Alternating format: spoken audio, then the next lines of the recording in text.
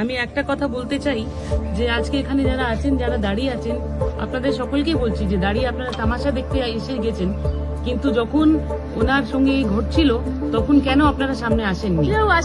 আজকে ওর সঙ্গে হয়েছে, কালকে আপনাদের সঙ্গে হতে পারে। আশেপাশে থাকছেন, এক হয়ে থাকুন, লড়াই করুন একসঙ্গে।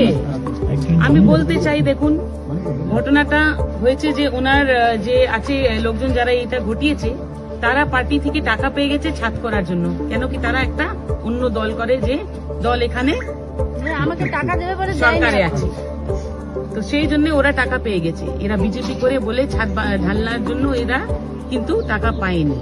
এদের জায়গায় ওরা ছাদ করে নিচ্ছে, যখন অবজেক্ট করতে গেছে ছাদ থেকে নিচে ফেলে দিয়েছে। কি ধরনের মানে ল এন্ড অর্ডার সিচুয়েশন আছে এখানে।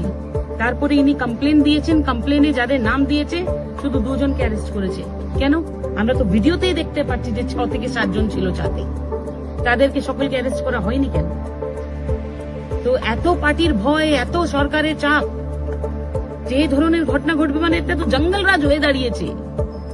মহিলাদের ছাদ থেকে ফেলে দিচ্ছে, ভাবতে পারেন?